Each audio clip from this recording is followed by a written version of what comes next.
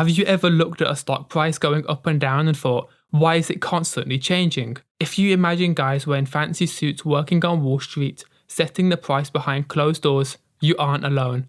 But that's a myth. That's why in this beginner's guide, we're pulling back the curtain on the real forces moving the market. Welcome to Samuel Financial, where I teach you about investing in a simple way. To understand the stock market, forget about banks and skyscrapers. Think of it as a massive, super fast version of an eBay auction. The stock market is the biggest auction in the world. At its core, a stock price moves because of two basic concepts you probably already know: supply and demand. Buyers on one side and sellers on the other, playing a virtual game of tug and war. But what you probably didn't know is that there is something called an order book. It's a live electronic list showing what price people are willing to pay for a stock. This is called the bids, and what people are willing to sell for is called the asks. The order book is what keeps the market moving. You could even say it's like the pulse of the market. Imagine it on your computer. On the left, you have green numbers. These are buyers saying how much they're willing to pay. $20.49, $20.48, $20.50. You get the idea. On the right, you have red numbers, where the sellers are saying the lowest price they're willing to sell for. In the middle is the current price, where the buyer and seller come to an agreement and make a deal. When you see a stock price next to a ticker, that is the last price that a buyer and seller agree to. So, how does this game actually play out in real time? When buyers are excited, they increase their bids.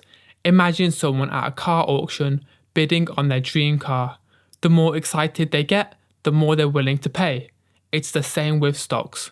But what about the sellers? When the stock price is falling fast because of bad news, they don't want their shares anymore and want to sell quickly. So they panic and lower their prices to find a buyer. The more sellers than buyers, the lower a stock price is going to go. This is why stock prices go up and down. But that's just how the numbers move. What about the valuation? Who decides if a company is worth $2, $20, or $200? To understand the price, we have to look at the foundation of investing: intrinsic value. Intrinsic value is the real world value of a business based purely on cold, hard facts, like its earnings, assets, and actual growth potential. It's what the company is worth. If you don't listen to any of the hype or panic, understanding intrinsic value has made a lot of people very rich. So let me tell you all about it, starting with why it matters. You see, it helps investors decide if a stock is a good deal. If a stock's price is lower than its intrinsic value, it might be undervalued, possibly creating a buying opportunity. But if it's higher, it could be overvalued. Just so you know, intrinsic value is a theoretical calculation, so different people can come up with different numbers for the same stock. Kind of like a guess based on facts. There are a few main ways to calculate intrinsic value. Each calculation looks at the company from a different angle.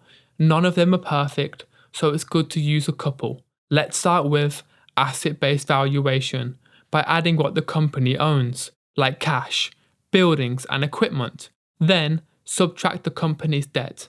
This works well for companies that have lots of stuff, like a bank.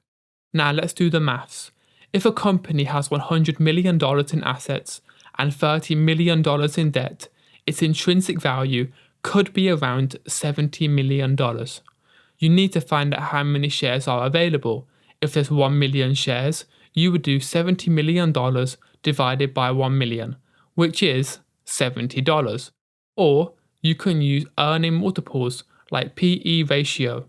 Start off by taking the company's earning, profit per share, and then multiply it by a number based on similar companies. If a similar company trades at 10x earnings and the company you're valuing earns $3 a share, its intrinsic value could be $30 per share. This model for valuation calculation relies on comparisons, so not always accurate.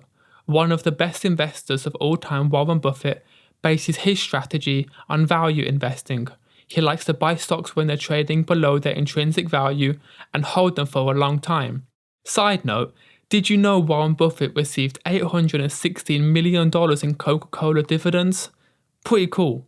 Remember, intrinsic value is just an estimate. Stocks can go up, down, sideways for as long as they want. Investing has risks, and there's no guarantee of making a profit, which is why it's good to do lots of research first. Hopefully you found this video helpful. If you did, leave a like and subscribe for future videos. See you next time.